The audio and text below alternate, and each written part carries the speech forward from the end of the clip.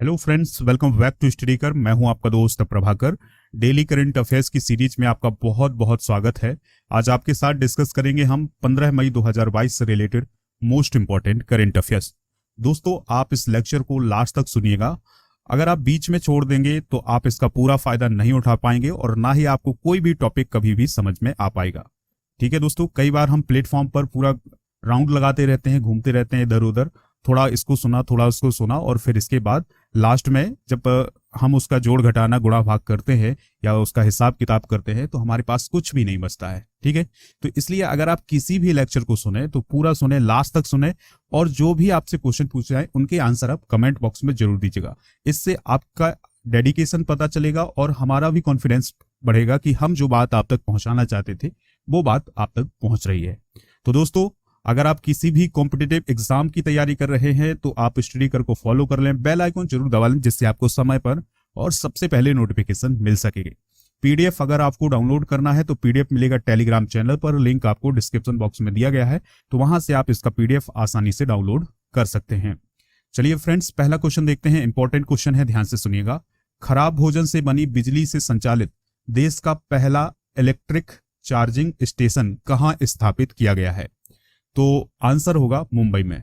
तो दोस्तों, मुंबई में देश का पहला ऐसा इलेक्ट्रिक चार्जिंग स्टेशन बनाया गया है जिसकी बिजली खराब भोजन से बनती है। यह है क्वेश्चन। ठीक है, तो आंसर आपको याद रखना है मुंबई। इस चार्जिंग स्टेशन का जो उद्घाटन है वो किया है महाराष्ट्र के पर्यावरण मंत्री आदित्य ठाकरे ने। दोस्तों, यह जो परियोजना है, यह जो प्रोजेक्ट है, ये बीएमसी और एरो केयर क्लीन एनर्जी नाम की कंपनी के द्वारा स्टार्ट किया गया है। यहां बायोगैस बिजली का उत्पादन संयंत्र अपने आसपास के क्षेत्र से एकत्र किए गए खाद्य अपशिष्ट यानी भोजन से 220 यूनिट बिजली का उत्पादन करता है। दोस्तों, होता क्या है कि जो बायोगैस बिजली संयंत्र लगाया गया है उसमें क्या होता है कि जो आसपास का जो भोजन है, खराब भोजन है, उससे 220 यूनिट बिजली का उत्पादन किया जा रहा है। ठीक है, और ज्यादातर जो भोजन है वो होटलों और ऑफिस से मिलता है, यानी कार्यालयों से मिलता है और होटलों से मिलता है खराब भोजन। ठीक है, बायोगैस बिजली उत्पादन संयंत्र का उपयोग मतलब जो बायोगैस बिजली उत्पादन जो संयंत्र है उससे जो बिजली बनाई जाती है उसका उपयोग स्ट्रीट लाइट में और इलेक्ट्रिक वाहनों को चार्ज करने में किया जाता है। ठीक है दोस्तों, 2022 में पहला कौन कौन सा काम हुआ है तो कुछ पॉइंट हम डिस्कस करते हैं, ध्यान से सुनिएगा। भारत की पहली स्टील सड़क का निर्माण कहां किया गया है 2022 में? तो यह किया गया है सूरत, गुजरात में। कार्बन न्यूट्रल खेती करने वाला भारत का पहला राज्य कौन सा है? तो यह है केरल। भारत का पहला ड्रोन स्कूल कहां पर स्थापित किया गया है? ग्वालियर, मध्य प्रदेश में। जानवरों के लिए पहली एम्बुलेंस सेवा शुरू कहां की गई है? चेन्नई, तमिलनाडु में। भारतीय रेलवे द्वारा बनाया गया देश का पहला केबल ब्रिज कहां पर बनाया गया है? जम्मू कश्मीर में। तो ये पॉइंट भी आप नोट कर सकते हैं।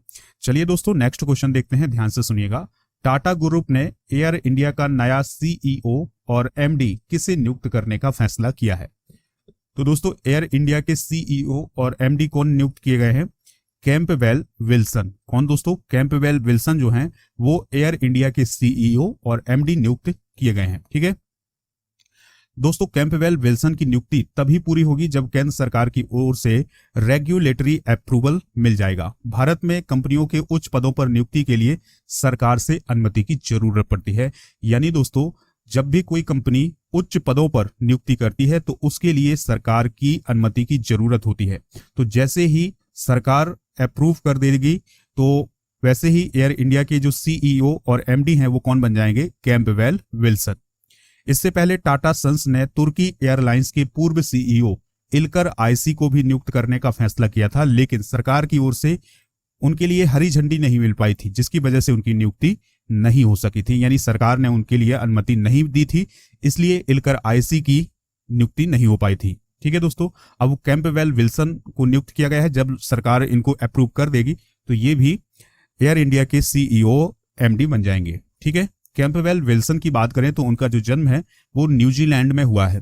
सिंगापुर एयरलाइंस की सब्सिडियरी कंपनी स्कूट के वो सीईओ हैं और एविएशन इंडस्ट्री में उन्हें 26 साल का अनुभव भी है। तो दोस्तों याद रखिएगा कि जो कैंपबेल विल्सन है वो कहाँ के हैं? न्यूजीलैंड के। एयर इंडिया की बात करें तो इसके चेयरमैन कौन है वर्तमान में? एन चंद्रशेखरन है स्थापना 1932 में हुई थी। संस्थापक कौन है? JRD टाटा है और इसका हेडक्वार्टर कहाँ है? न्यू दिल्ली में। चलिए फ्रेंड्स, नेक्स्ट क्वेश्चन देखते हैं। हाल ही में एप्पल को पछाड़कर दुनिया की सबसे मूल्यवान कंपनी कौन बन गई है?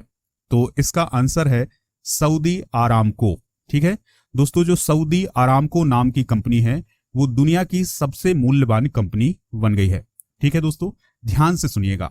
जो सऊदी आरामको नाम की जो कंपनी है वह एक तेल कंपनी है और वर्तमान में हुआ क्या है दोस्तों कि जो तेल की प्राइस है उसमें लगातार वृद्धि हो रही है।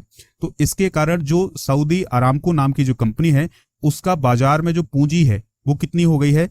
2.42 लाख करोड़ डॉलर। ठीक है, तो इसके कारण वो दुनिया की सबसे मूल्यवान कंपनी बन गई है एप्पल को छोड़ते हुए। एप्पल की पूंजी कितनी है मार्केट में? तो वो है 2.37 लाख करोड़ डॉलर। ठीक है दोस्तों, कुछ वक्त पहले एप्पल की जो मार्केट वैल्यू थी वो थी 3 लाख करोड़ डॉलर। तो ये जो पॉइंट है ये आप नोट जरूर करिएगा। ठीक है, चलिए फ्रेंड्स, अब हम बात करते हैं सऊदी आरामको कंपनी की। तो यह सऊदी अरब की सरकारी तेल कंपनी है। ठीक है, इसकी स्थापना 1933 में की गई थी। इसका हेडक्वार्टर है धैरान, सऊदी अरब में। इसके CEO कौन है? अमीन एच नासिर। ठीक है, तो दोस्तों याद रखना है कि जो एप्पल कंपनी है वो सऊदी आरामको से पीछे हो गई है मार्केट वैल्यू में। चलिए फ्रेंड्स, नेक्स्ट क्वेश्चन देखते हैं, ध्यान से सुनिएगा। हाल ही में किसे अथक साहित्य खोज के लिए बांग्ला अकादमी पुरस्कार मिला है? तो ये मिला है दोस्तों Mamata Banerjee.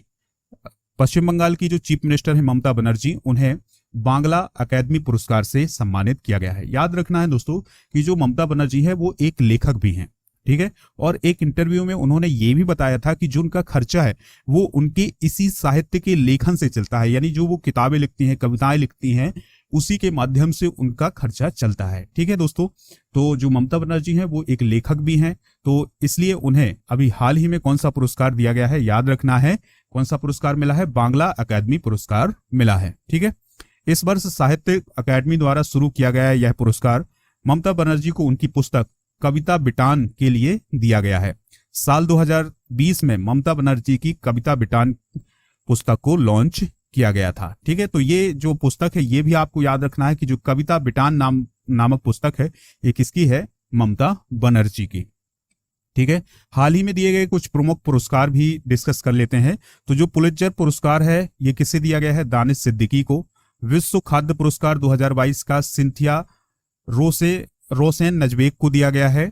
Best infrastructure project का पुरस्कार अटल सुरंग को दिया गया है जो कि हिमाचल प्रदेश में है। व्हीटली गोल्ड अवार्ड किसे मिला है? चारुदत्त मिश्रा को दिया गया है। और रॉयल गोल्ड मेडल जो कि कल डिस्कस किया था ये किसे मिला है? बालकृष्ण विठल दास दोषी को। तो दोस्तों ये सभी पॉइंट जो हैं वो आप नोट करते जाइएगा। नेक्स्ट क्वेश्चन है, पूर्व मंत्री पंडित सुखराम का हाल ही में निधन हो गया है, वह किस राज्य से रिलेटेड थे? तो इसका आंसर है हिमाचल प्रदेश, यानी हिमाचल प्रदेश के थे कौन? पंडित सुखराम, और ये पूर्व केंद्रीय मंत्री हैं। ठीक है, जो नरसिम्हा राव की सरकार थी उसमें वो टेलीकॉम मिनिस्टर थे और 1993 से 1996 तक भारत के वो टेलीकॉम मिनिस्टर के रूप में काम कर चुके हैं। 5 बार वो विधानसभा का चुनाव भी जीत चुके हैं, यानी उन्होंने 5 बार विधानसभा का चुनाव जीता है। 1996 में जब वो टेलीकॉम मिनिस्टर थे तो उन पर पद पर रहते हुए भ्रष्टाचार करने के लिए अदालत ने साल 2011 में 5 साल की जेल की सजा भी सुनाई थी। अगर हम बात करें दोस्तों पंडित सुखराम की, तो 1993 से 1996 तक वो जब टेलीकॉम मिनिस्टर थे तो उनके द्वारा टेलीकॉम क्रांति लाने का श्रेय भी दिया जाता है। ठीक है, चलिए फ्रेंड्स, नेक्स्ट क्वेश्चन है, हाल ही में किसके द्वारा मध्य प्रदेश स्टार्टअप पॉलिसी को लॉन्च किया गया है? तो ये किया गया है प्राइम मिनिस्टर नरेंद्र मोदी जी के द्वारा। ठीक है, तो मध्य प्रदेश स्टार्टअप पॉलिसी को हाल ही में लॉन्च किया गया है किसके द्वारा? प्रधानमंत्री नरेंद्र मोदी जी के द्वारा। कब किया गया है? 13 मई 2022 को।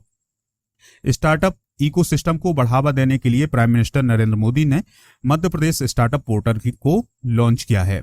मध्य प्रदेश में केंद्र सरकार द्वारा लगभग 1937 स्टार्टअप को मान्यता दी गई है, जिसमें से 45% महिलाओं के द्वारा संचालित है। ठीक है दोस्तों, तो याद रखिएगा मध्य प्रदेश के चीफ मिनिस्टर कौन है? शिवराज सिंह चौहान है, और गवर्नर कौन है दोस्तों? मंगू भाई छगन भाई पटेल हैं। ठीक है, तो ये सभी पॉइंट जो है वो आप नोट करिएगा। चलिए नेक्स्ट क्वेश्चन है, अंतरराष्ट्रीय पादप स्वास्थ्य दिवस किस दिन मनाया गया? यानी इंटरनेशनल प्लांट हेल्थ डे कब सेलिब्रेट किया गया? आंसर होगा इसका 12 मई को। ठीक है, अंतरराष्ट्रीय पादप स्वास्थ्य दिवस कब मनाया जाता है? 12 मई को मनाया जाता है। दोस्तों, इस दिवस को मनाने का जो मुख्य उद्देश्य है वो है पौधों की रक्षा करना और उनका आर्थिक विकास में किस प्रकार से बढ़ावा किया जा सकता है इसके बारे में जागरूकता पैदा करना।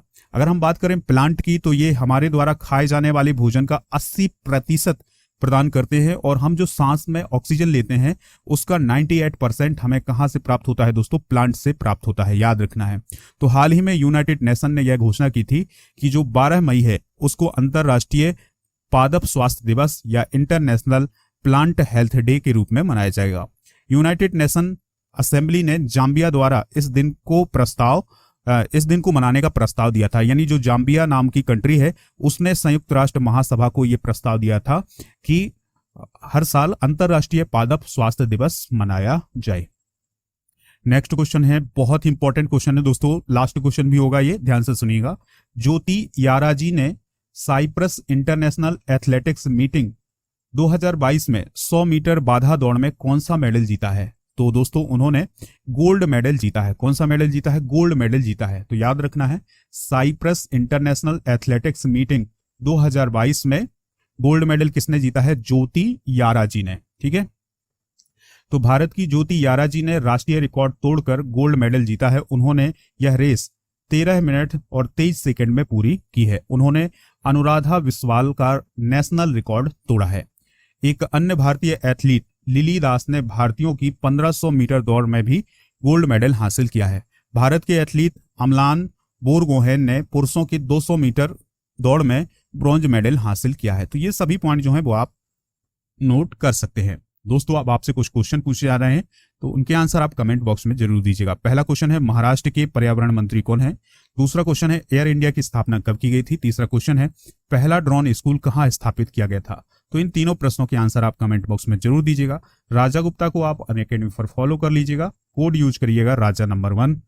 दोस्तों, अगर आप ऑडियो लेक्चर सुनना चाहते हैं हमारा तो आप हमें खबरी पर फॉलो जरूर करें, वहां पर आपको मोस्ट इंपॉर्टेंट ऑडियो लेक्चर मिल जाते हैं। लेक्चर पसंद आया है तो आप लाइक करें और शेयर कर दें सभी दोस्तों को सभी सोशल मीडिया प्लेटफॉर्म पर। जय हिंद, वंदे मातरम।